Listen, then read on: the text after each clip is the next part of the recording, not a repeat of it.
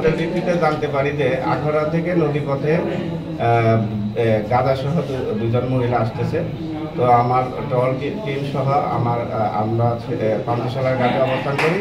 তখন দেখি যে দুজন মহিলা এই গাঁজা দুই ব্যাগে করে তারা বডি এবং ব্যাগে সব তারা গাঁজা বহন করে নিয়ে আসতেছে।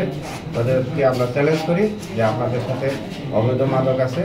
তখন তাদেরকে যখন অনেক জিজ্ঞাসাবাদ করলে তারা জানান যে হ্যাঁ তাদের সাথে গাঁজা আছে। পরে তাদেরকে আমরা উপস্থিত লোকজনের সামনে আমরা তাদেরকে সহ থানায় নিয়ে আসার পরে তাদের বডি সার্চ করা হয় সাক্ষীদের উপস্থিতিতে। তখন তাদের বডি এবং ব্যাগের মধ্যে এই 20 কেজি গাঁজা প্রতিজনের কাছে 10 কেজি করে 20 কেজি গাঁজা আমরা পাই। চলে যাবে এই জন্য আমরা ঘাট থেকে একটু দূরবর্তী প্রায় হাফ কিলোমিটার দূরে ছিলাম, অবস্থান করতেছি। প্রাথমিক জিজ্ঞাসাবাদে কি তারা এই গাঁজাগুলো কোথায় সাপ্লাই দিবে এরকম কিছু জানা গেছে? তারা ঢাকা নিয়ে যাবে এটা বলছিল, যে তারা এই গাঁজাগুলো ঢাকা নিয়ে যাচ্ছে এটা বলেছিল। তারা কি তাইলে কি পেশাগত মাদক ব্যবসা? তারা পেশাগত মাদক ব্যবসা। তাদের বাড়ি কোথায়? আখাউড়া। তাদের নামে কি ইতিপূর্বে কোনো মামলা এরকম আছে কি? তাদের নামে একাধিক মামলা আছে, ইতিপূর্বে মাদকের মামলা আছে বিভিন্ন থানাতে।